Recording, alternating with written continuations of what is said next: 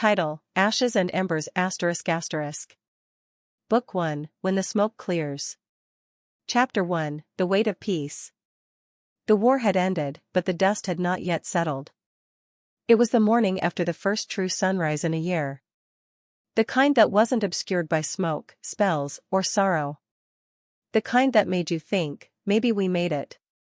The kind that reminded you peace could be louder than war, if you knew where to listen. Harry Potter stood alone in Grimmauld Place, the old black family house that had once been filled with shadows and secrets, now quiet, too quiet. The walls no longer echoed with Sirius's laughter or the tense strategy meetings of the Order. Instead, they pulsed with the kind of silence that made you realize just how many voices had gone quiet forever. He rubbed his tired eyes, now free from the constant fog of battle, but not the weight that came after it. Ginny had left that morning for Hogwarts, returning to finish her final year. Harry had offered to go with her.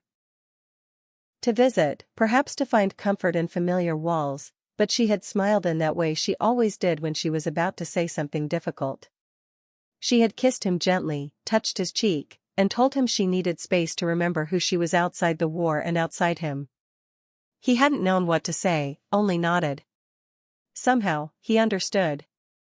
He needed the same thing. What he hadn't expected was how lost he'd feel without her. But it wasn't heartbreak. It was a sort of quiet ache. A release. The kind you get when a tether is gently untied, not cut. In the heart of the Ministry, Harry had begun his Auror training. It was supposed to be a temporary distraction, a way to stay useful, to avoid looking too closely at the ghosts that still clung to him. But even in the order and rules of the Auror Corps, he didn't feel grounded. That was, until he found him.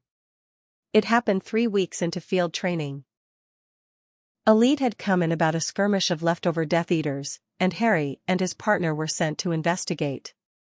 The location was a forgotten estate on the outskirts of Wiltshire, its once proud halls crumbling under the weight of shame. Malfoy Manor. Harry had tried not to think about it. The memories of the dungeons, of Hermione's screams, still haunted his dreams. But duty pulled him forward. The place was abandoned now, officially. But there, amid the overgrown rose gardens and shattered stained glass, was Draco Malfoy. Not in robes, not armed with wand or pride. Just a thin, pale figure sitting in the sun like a man who hadn't seen it in years. He was dressed in loose, muggle jeans and an oversized jumper. His blonde hair had grown longer, curling slightly at the ends, and he looked young. Younger than Harry remembered. Or maybe just real. He didn't flinch when Harry approached. "You're trespassing," Harry said softly, wand at his side, not raised. Draco didn't move. "So are you." They stood in silence for a beat. "Came to see if there were any threats," Harry added. "Didn't expect a Malfoy to be the one left behind." Draco finally looked up. "They're all gone," he said. "My father's in Azkaban. My mother's in France. I stayed. Not sure why." Harry swallowed. "Because it's still your home?" "No," Draco said, with a bitter half-smile. "Because I don't know where else to go." That should have been it. Harry should have walked away, filed his report, and left Malfoy to his own ghosts. But he didn't. Instead, a week later, he returned. With food. No pretense. No badge. Draco blinked in surprise but accepted the offering with quiet dignity. Weeks turned to months, and what started as guilt-ridden charity turned into something else. Conversations that began with stiff courtesy melted into sarcasm, banter, laughter. They spoke of the past, yes, but more often they spoke of the future. A future neither of them had dared to imagine. Draco confessed he had nothing left, no prospects, no plans. Harry offered something wild. "Move in with me." "To your haunted godfather's house?" Draco asked, one eyebrow raised. "I think you'd like it," Harry said. "It's haunted in the right ways."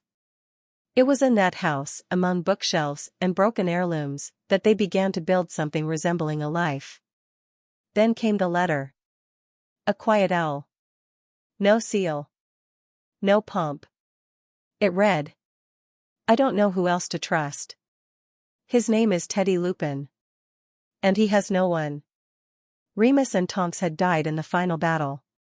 Teddy, just a baby, had been cared for temporarily by Andromeda, but she was old, tired, and grieving her daughter. She needed help. Permanently. Harry had always known he'd step in. But now he didn't have to do it alone. Draco stared at the child with wary awe. You want to raise a werewolf? He whispered. He's more than that, Harry said softly, holding the baby with shaking arms. He's family. Draco stepped closer, uncertain but willing. Then I suppose he's mine too. As Ginny fell into a quiet, blooming love with a soft-eyed Ravenclaw girl at Hogwarts, writing Harry kind but distant letters, the boy who had once lived under a staircase began to craft something new from the ashes, a home. Not just for himself. But for the blonde boy who had once been his enemy.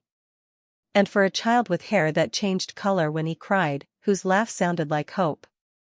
End of chapter 1.